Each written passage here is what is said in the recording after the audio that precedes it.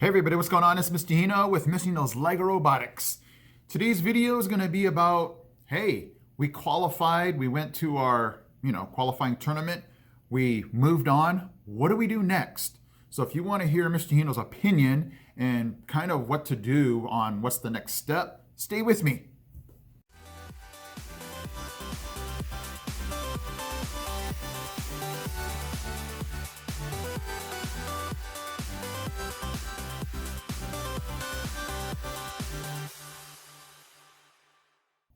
So if you saw, I think 2 videos ago, I took 3 teams to our qualifying tournament, and 2 teams are moving on to the regional state championships. One actually was an alternate, and for some reason, a team either in our tournament or another one backed out, and so one of our second teams is now going to go on to that regional state championships. So the question would beg, Mr. Hino, our team is moving on. What do we do? Our robot game, do we change anything? Mr. Hino, our project, do we do anything to it? And, it's one of those things where you get torn because you have this philosophy on one side, if it ain't broke, don't fix it.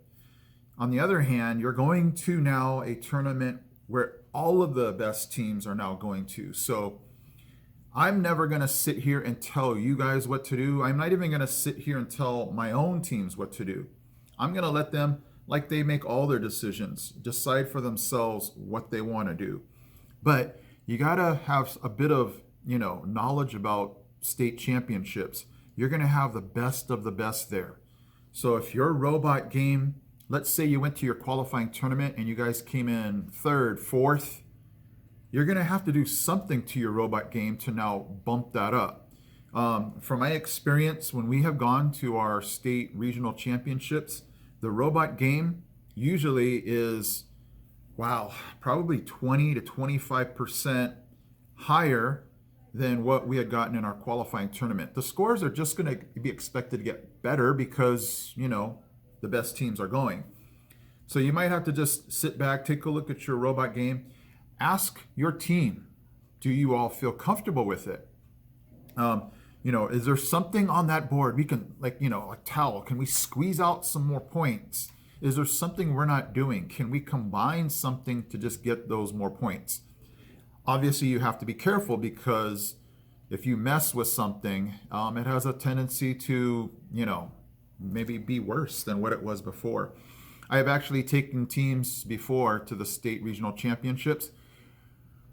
We've actually gotten less points than what we did in the qualifying tournament. So you're going to have to be careful not to blow up too much, because if you do, it's just going to, your team's going to be like, wow, why did we touch anything? So you're going to have to find that balance, but let it be on them. Definitely don't sit there and go, you guys must do this, because if things get worse, you kind of feel like, ooh, maybe it was not my call. Maybe it was the team.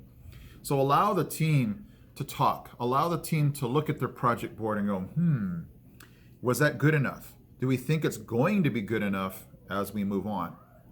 So all of these questions you need to just go over with your teams, and hopefully you have enough time to sit down and go, okay, what do we want to do? And what will we feel satisfied doing? What will we not regret? Because, you definitely don't want to live in regret and go, oh my gosh, why did we do this? You just want to have a team, but that's how you guys learn too. So if you end up doing, having some kind of regret, just use that as a learning tool to go, you know what? We tried something before.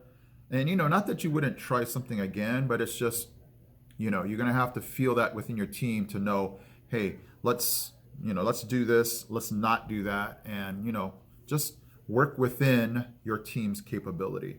So those of you that are moving on, that's kind of Mr. Hino's take on what you would do if you're going now to your state championship, regional championships, is just to have that balance between, hey, this is good, let's not touch that. Hey, this is what we can improve on. Let's see if we can improve on it. And then, go to those state championships with just the mindset, we're doing the best we can, just like we did when we qualified. We did the best we could with what we had. Okay, guys, hopefully that was helpful.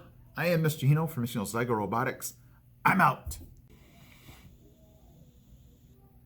Hey everybody, what's going on? It's Mr. Hino with Mr. Hino's LEGO Robotics. Today's video, if you guys are on City Shaper have not noticed yet, there are some missions where this year they're having you do a multitasking or parallel block program to get things done at the same time. If you want to even see what I'm talking about, you're going to have to stay with me. Okay guys, let me just go ahead and kind of break it down for you.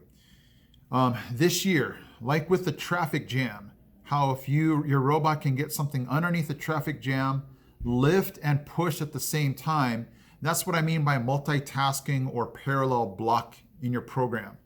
So I'm going to show you in a second what I'm talking about in the program, but if I want something to happen at the same time, I'm going to show you how to put that into your program. Because normally, the way we sequence things in the EV3 software is, you go forward, you stop, your medium motor lifts something, and it's always been just sequencing 1, 2, 3, 4. But what if I want two things to happen at the same time? I'm going to show you how to do that. So let's go to my laptop.